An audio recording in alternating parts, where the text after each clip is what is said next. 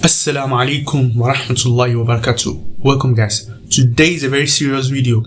We're going to be talking about some reasons why I think the apostasy law is either you accept it or you reject it.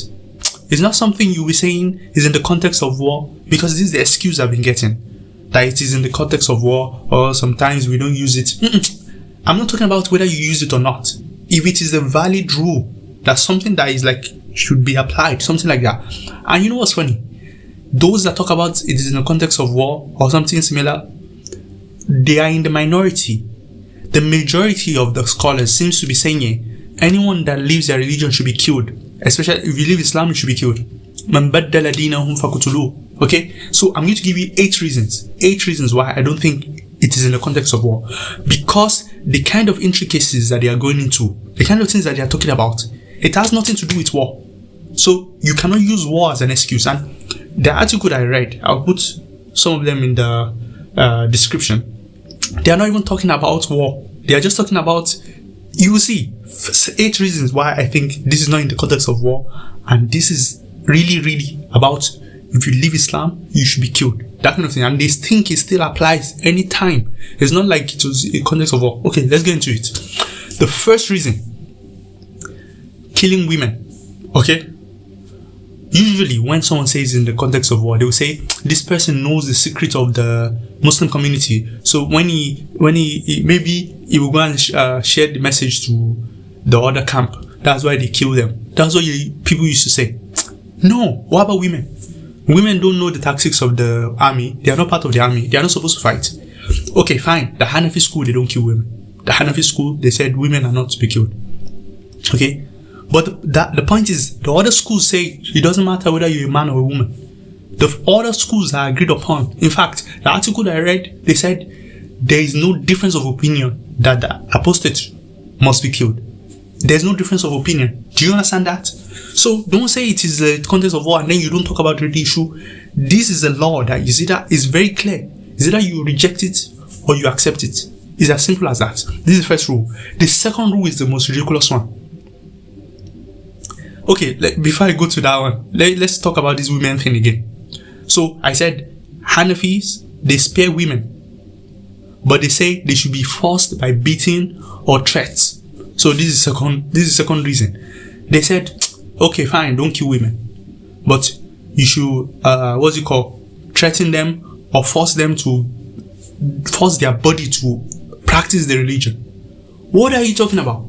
And you know, this is usually about, is there freedom of religion? Is there freedom of religion in Islam? There's nothing like that. If you want to be serious, if you want to be blunt, it seems to be, if you change your religion to another religion or you think you're free, no, you're not. You can be forced, you can be beaten into submission to become a Muslim or to stay a Muslim. Or even if you don't believe it, you can be forced to practice it. These are things that are written in the books of these scholars. I'm not joking, okay? So this is the second reason. That Hanafis, yes, they spare women, but they said these women that are apostate, they should be beaten or forced or threatened or something like that. You see, that's the second one. The third one is the ridiculous one. They are discussing if child apostates should be killed or not. Children, okay, they will say a child, is he born on fitrah or not? If a child is born on fitrah and now he said he doesn't believe in Islam or something like that, then he's a kafir.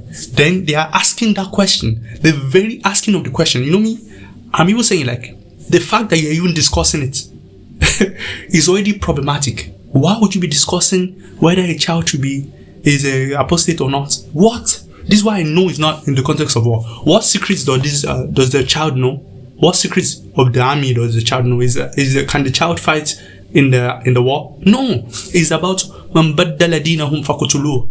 Whoever changes their religion should be killed. That's what it's about. It's not about any war. No, it's not war. It's not war anything. Don't tell me it's war. I'm not joking. This is what they are discussing. A child, is he an apostate or not? What? Okay, they will say, some of them will say, we cannot kill children, but we will let them reach age of puberty or age of discernment. Then we will ask them, are you a Muslim? Finally, let me read. They will ask you, are you still an apostate or not? And then if you say yes, let me read you something funny in that article. They just kept referring to this thing. They say, I'm quoting now, So it should be asked to repent 3 times. If he repents, all well and good. Otherwise, he is to be executed. Bro, what do you mean all well and good? There's no all well and good here.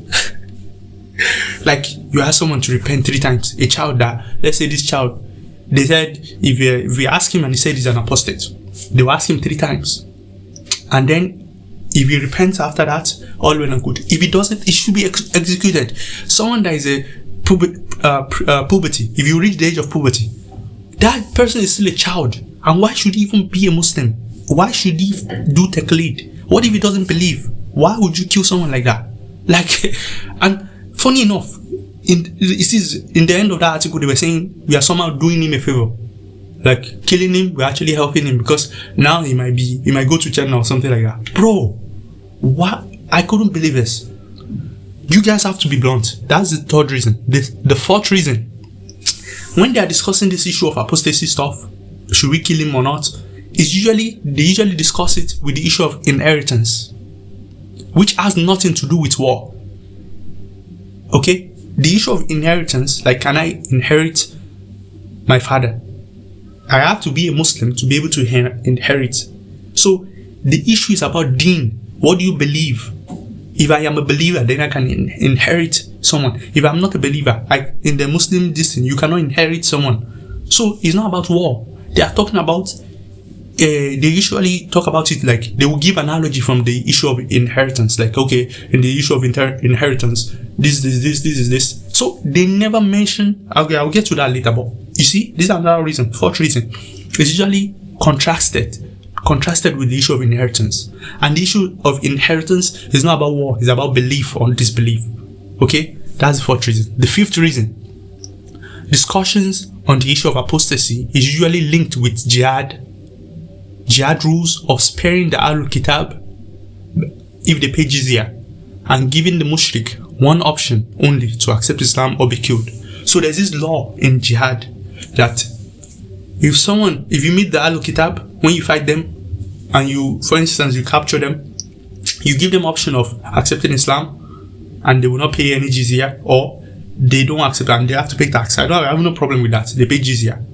But if you are not Ahlul Kitab or the Magians, the Majus or something, I don't know, is it Majus? Something, the Magians. If you are someone else, you have only one option. Is that you accept Islam or you'll be killed. I think that is the rule. Okay. Now, when they are talking about the issue of apostasy law, they usually contrast it with this. Because it's not about war, it's about belief. Do you understand what's going on? It's about belief. Nobody's talking about any secret or anything. So it's about belief. Don't tell me it's about any war. There's no context of war. The scholars, okay, fine, some scholars said it is in context of war. Some scholars have said that, but they are in the minority. Majority of the 4 schools, they didn't say this, okay? So that's the 5th reason, right? That's the 5th reason. Now let's go to the 6th. The defenders of the apostasy law do not often focus on nor speak of any context of war. So whenever you read the works of the people that defended this law, even the post I made some days ago about Sheikh Salih Fawzan, he didn't talk about any context of war. He didn't even refer to it. Do you understand? They don't even refer to like, maybe there are some secrets they hold. No, they will say, whoever changes their religion should be killed. That's the evidence. Now, let me continue with this point. The defenders of the apostasy law do not often focus on nor speak of any context of war. They mainly focus on proving that the command in the Quran, La ikraha fi din, there's no compulsion in religion, is not general. So their main problem, the only thing they need to deal with is to show that the verse in the Quran that says La ikraha fi din, or وَمَنْ شَاءَ فَلْيُؤْمِنْ وَمَنْ شَاءَ فَلْيَكْفُرْ, or things like that. They will want to show that this is not a general rule. So no compulsion in religion, they will say is not general. It doesn't look at it, we cannot take it as it looks. That's what they are literally saying. So their real issue is not with the context of war or anything. It's about, in this case of the apostate, they will make an exception that no compulsion in religion except if you are an apostate. Okay, so they will make that's their real issue. Or even they will say, even if it is general, they will say something has abrogated it. Maybe it's from the hadith, they will say it has been abrogated. So their real issue is not context of war. You know, the main point of this video is that that excuse of the context of war thing, I want you to see why most scholars didn't even talk about this. Okay, so that's the sixth one. The seventh one. Whenever the defenders of the apostasy law give reasons why a person is an apostate or not, they never mention him possessing any state secret or anything of such, but the fact that he changes religion. Do you understand? Bro, they're talking about children, whether people that just reach the age of puberty. Some people even say, how many days after he reached the age of puberty should he be asked? See, understand what's going on here. They are discussing how many days after reaching the age of puberty should we go and inquire whether he is still an apostate or not. Because most of them will say you cannot kill a child, you cannot kill a minor. They say that. But they said once he becomes, he reaches the age of puberty and discernment, now how many days should we wait before we go and ask him? Like, that's what they are discussing. They are not discussing state secrets, because this guy doesn't need to know any state secrets. He's not context of war, anything. If you are going to reject the law, reject it. If you are going to accept it, accept it. Let us know where you stand. Don't be saying it is the context of war and it's not the majority of the opinion of the scholars of the past. If you disagree with them, say it. If you don't be doing all this kind of stuff. Okay? So nobody talk about possession of state secret or anything. Usually the excuse that they give is that if someone leaves their religion, maybe he is doing it for play. He wants to, because they give evidence of the Jew in the Quran or something, that some people try to do this, that they will become Muslim and then they will leave. So in order to stop this, religion is not a joke. That's their evidence. They have this kind of evidences that they use. So if you agree with them, just say it. Okay, so that's the seventh point. I think this is the last one, the eighth point. They never give any excuse of a person causing havoc in the society. Okay, like what havoc will a child cause in the society? It is for the change of religion. That's my point in this video. Many of the points are similar, but the point is that I'm trying to look for where this context of war thing is coming from. No, they are not killing the apostate because of war. They are killing the apostate because he's not a Muslim, or he was a Muslim and he changed. So, for instance, that video I posted of Sheikh Salih Fawzan, he said, see, La ikraha fi din, no compulsion in religion. Yes, it's true, but that's before you accept Islam. No one should be forced to accept Islam. Okay? But the funny thing is that, what if you are fighting Jihad and this guy is not a Ahlul Kitab or the Majus, and you ask him, you want to become a Muslim or you die? That kind of thing. Like, what do you mean you're not forcing me? You are literally forcing me, man. So he said, you cannot force someone to become a Muslim. You give them dawah, you talk to them. You see, this is why I've always been against this law, because I understood what it meant. Like, why would I be doing dawah when this is the kind of thing? Usually when I'm talking to someone, they are not convinced 100%. And I usually persuade them, like, see, it's okay. Believe in some tenets, but it's okay, you are free. There's freedom to become a Muslim. And if you don't find it compelling, you can do whatever you want. That's why I usually tell people. On the other hand, the scholars, the majority of them, they say no. You give people only one option. You become a Muslim, and if once you become it, you cannot leave. Do you understand? There's even one quote. I'll post the article, and you can go and read the quote for yourself. Like, the confidence that this is the majority opinion is so is everywhere. Okay, it's not undeniable. All the four schools. The Hanafis made an exception for the women, but it doesn't matter. Okay, remove women. What about men? Why should men be killed? It's not about state secret. Do you understand? The Hanafis that excluded women, that are going to kill men, they are not talking about state war or something. No, they are talking about man baddala dinahu faqtuluhu. That this is a sahih. There's no doubt about this. You will be killed. Do you understand? Now, you will usually hear people talking about, oh, fine, but no one. We didn't apply it a lot. We don't apply this law. It doesn't matter. It doesn't matter. As some people say, only the judge can do this. You are missing the point. It's not about who is applying it or not. It's about the rule itself, the law itself. That should not be. We should criticize that. that this is problematic. The only way it made sense to me was talking about in the state of war. That's why I'm referring to this video about in the context of war. If you remove that context of war from it, it's just pure tyrannical. There's nothing you can do about this. How do you explain this? Please explain it to me. Explain it to me. And by the way, let me give you. There's this notion that even in that article, they later talked about that the bigger goal you should look at is what's it called? Jahannam and Jannah. Okay? So you're talking about this. They think this is helping somehow. It's helping people. No. I don't know how people have defended this law and how some people still defend it today. Those that defend it today, they cannot talk about it in public. Because if you really know what it means, and now, when you now go to a Christian, or when they're talking about this, then you deny it. Why are you denying it? I think everyone should be warned. It should be like this. Before you accept a religion, Islam, you should tell the person, like, see, there's one condition. The moment you accept it, you cannot leave anymore. Once you enter, if you leave, you are going to be killed. You should be killed. Like, you see, people that are looking for truth, they are not looking for, they don't care. Like, how will I say this? Just because there's no Islamic State, it doesn't mean people don't want to still be upon the truth. So, now, if you tell me, like, if because there's no Islamic State who will not kill you, it doesn't make it better. To me, it's just as bad. It means that you don't have the power. That's why you're not killing me. If you had the power, you would kill me. Why would I accept that kind of thing? Why would I accept that kind of religion from you when I know that if I accept it, I cannot leave if I don't find it compelling? How is that not compulsion? How? And in that article, they just said, oh, it's not compulsion. It is. It is to someone that is not a Muslim already. It is to other people. Why should we believe that?